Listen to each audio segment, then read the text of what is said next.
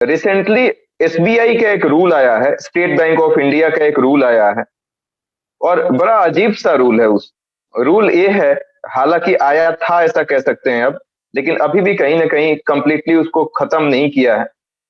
SBI का rule recently ये आया है कि कोई भी फीमेल, मतलब कोई भी विमेन, यदि 3 महीने से ज्यादा से प्रेग्नेंट हैं तो उनको वो टेम्पररली वो माना है कि वो अनफिट होंगी।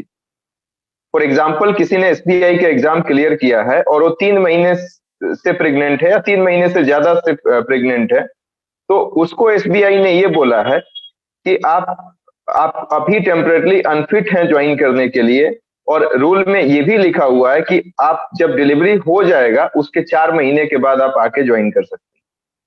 बहुत सिंपल सी बात मैं बता रहा हूं कि जैसे कोई एक्स लड़की है जिसका जो प्रेग्नेंट है 3 महीने या 3 महीने से ज्यादा, और उसने एसबीआई का एग्जाम क्वालिफाई किया है, इसके बावजूद एसबीआई ये कह के उसको ज्वाइनिंग नहीं देगा कि आप अभी टेम्परेरली अनफिट हैं, और जब आपकी डिलीवरी हो जाएगी तो आप उसके 4 महीने के बाद आके ज्वाइन कर सकती। सिंपल सा कॉन्सेप्ट है।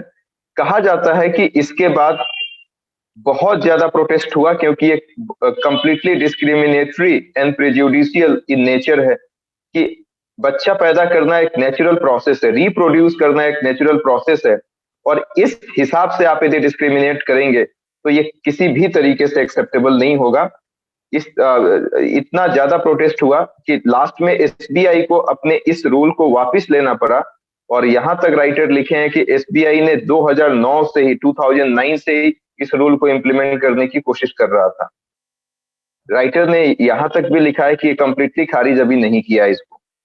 इसके बाद राइटर एक और अच्छी बात बताते हैं, और आप रिलेट कर सकते हैं इस चीज को, कि एसबीआई जैसे इंटरप्राइजेस या पब्लिक सेक्टर अंडरटेकिंग्स, ये सब तो गवर्नमेंट से रिलेटेड चीजें हैं ना।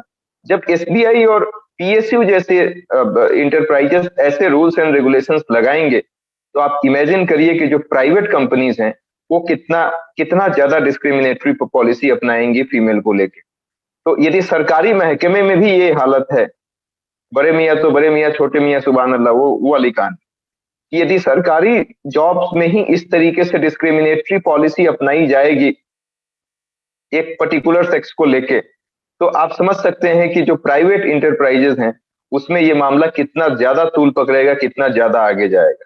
तो इसी पे जो राइटर है वो बहुत हैविली क्रिटिसाइज करते हैं कि इस तरीके का डिसीजन एसबीआई ने क्या सोच के लिया था और क्या सोच के ऐसे रूल्स को उसने निकाल दिया था।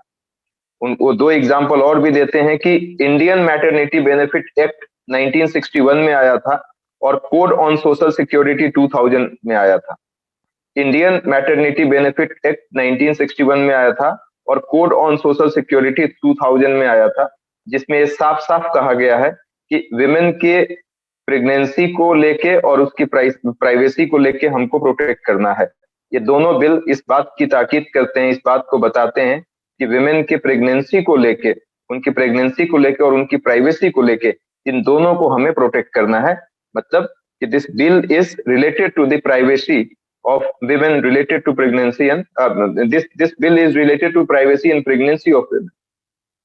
लेकिन इसके साथ साथ एक और चीज राइटर लिखते हैं कि अभी तक इस एज में, in this time and at this age, ऐसा कोई लॉ नहीं है जो फोर्स करे किसी भी फीमेल को कि आप अपनी प्रेगनेंसी को डिस्क्लोज करो। मतलब ऐसा कोई भी कानून नहीं बना है अभी तक जो आप जॉब ज्वाइन करने जाएं तो आपको ये डिस्क्लोज करने की जरूरत हो कि आप प्रेग्नेंट हैं या नहीं है, आपको बताने की जरूरत नहीं है इस चीज। हालांकि इसके कुछ एक्सेप्शंस हैं, राइटर लिखते हैं कि कोई भी ऐसा जॉब जो इंटेंस फिजिकल हो, जहाँ पे मतलब बहुत ज्यादा फिजिकल लेबर लगता हो, या स्ट्रेसफुल वर्क कल्चर हो जहाँ पे बहुत ज्यादा स्ट्रेस की कंडीशन हो, उसमें ऐसा वो बोल सकते हैं। और उसमें बोलना जरूरी भी है, क्योंकि यदि प्रेग्नेंट वुमेन जाएंगी तो कहीं ना कहीं हो सकता है कि उनके हेल्थ को हैम्पर हो जाए, उनका हेल्थ खराब हो जाए। तो जहां पे भी इंटेंस फिजिकल वर्क होता है या बहुत स्ट्रेसफुल वर्क इन्वायरमेंट होता है, वर्क कल्चर होता है, वहां पे इसको डिस्क्लोज करना पड़ता है, वो एक अलग बात है। तो राइटर यही लास्ट में लिखते हैं कि देखो, ऐसा इस आरबीआई सॉरी एसबीआई के इस रूल से बाकी लोगों को भी मतलब बाकी एम्प्लॉयर को भी एक इंस्पिरेशन लेना चाहिए कि एसबीआई को इतना ज्यादा प्रोटेस्ट किया गया है कि अपने रूल को ही उसको स्ट्राइक डाउन करना पड़ा है, अपने रूल को खत्म करना पड़ा है। तो बाकी जितने एम्प्लॉयर्स हैं, चाहे वो गवर्नमेंट से रिलेटेड इंटरप्राइजेस हों या प्राइवेट इंटरप्राइजेस हों, वो इस चीज से एक सीख लें और इस तरीके से अपनी पॉलिसी को बनाएं जो कम से कम इस तरीके का डिस्क्रिमिनेटरी नहीं हो, इस तरीके से प्रेजुडिशियल नहीं हो। तो यहीं पे आर्टिकल खत्म हो जाता है।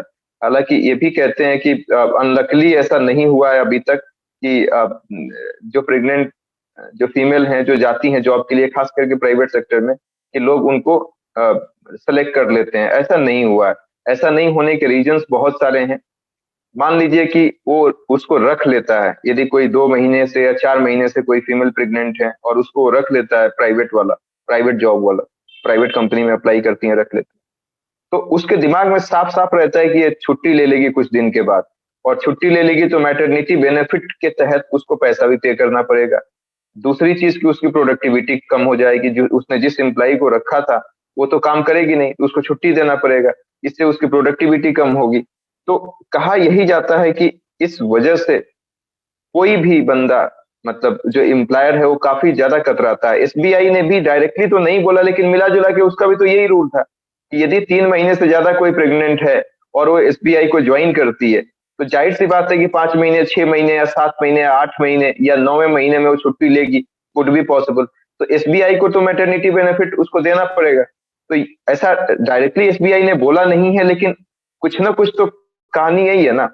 हालांकि शायद ऐसा भी हो सकता है कि एसबीआई इस बात से डरता हो कि छुट्टी पे चली जाएगी तो हमको एम्प्लॉइज कहाँ से मिलेंगे, बट वो क्वालिफाई तो किया है ना। तो कहने का मतलब यही है कि ये कंप्लीटली डिस्क्रिमिनेटरी है और इस तरीके का रूल हमको नहीं बनाना चाहिए। यदि एसबीआई ही ऐसा बनाएगा, पीएसयू वाले ही ऐसा रूल बनाने लग गए, तो जो प्राइवेट इंटरप्राइजेज हैं वो कितना स्ट्रिक्ट रूल बनाएंगे इसका अंदाजा हम नहीं लगा सकते। तो आर्टिकल यहीं पे खत्म होता है।